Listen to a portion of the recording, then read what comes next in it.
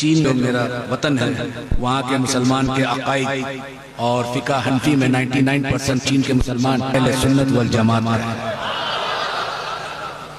اس وقت چین دنیا میں بہت پاورفل کنٹری ہے۔ آج ہم تمام موبائلز یہاں رکھا ہوا وہ لگ بھگ 90% چین کا پیداوار ہے۔ میرا مادری زبان چائنیز ہے۔ اب چین کے بارے میں تھوڑا میں جانکاری دے دوں۔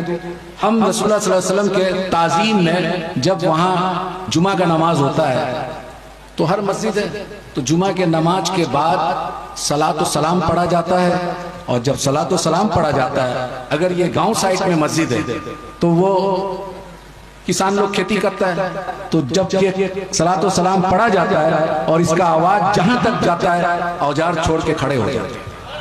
سبحان اللہ، سبحان اللہ۔ میں ایسا تعظیم دنیا کے کسی بھی مختلف علاقوں میں سفر کا حاصل کیا لیکن دیکھا نہیں۔ آج سے 250 سال پہلے 4 بزرگ ہندوستان آئے تھے چین سے، ان کو سلسلہ نقشبندیہ مجددیہ میں بیعت کیے، خلافت دیے۔ ان 4 میں 3 امام تھے، تینوں کو اجازت و خلافت ملی۔ یہ 3 شخص جس کو خلافت ملی تھی ان کا نام ہے سید داؤد رحمت اللہ علیہ، شاہ کمال الدین نقشبندی رحمت اللہ علیہ، شاہ شمس الدین رحمت اللہ علیہ۔ یہ 3 خانقاہ 250 سال سے چین میں موجود ہے آج تک۔ میری تعلیم چائنا میں ہوئی۔ جب تمام تعلیم ختم ہو گیا، گریجویشن ہو گیا چائنیز زبان میں، تو میرا والد صاحب کہے کہ کیا بننا چاہتے ہو؟ Doctor, engineer? تو ہم نے کہا کہ ہمارے آب و اجداد کیا تھا، ہم اپنے دادا کے بارے میں زیادہ جانکاری نہیں تھا۔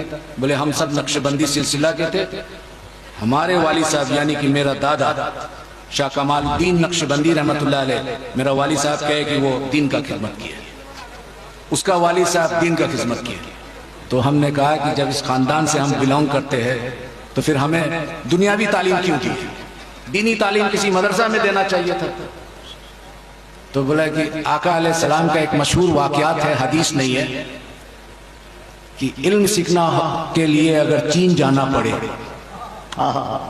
بس اس وجہ سے ہمارا تعلقات چین سے ہے، اور یہ آقا علیہ السلام کے زمانے میں بہت مشہور تھا، اس لیے ہم نے چین بھیج دیا تمہیں۔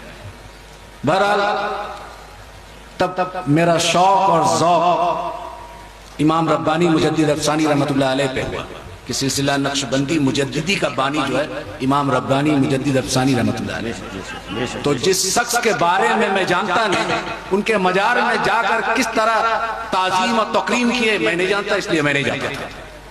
پہلے اس شخص کے بارے میں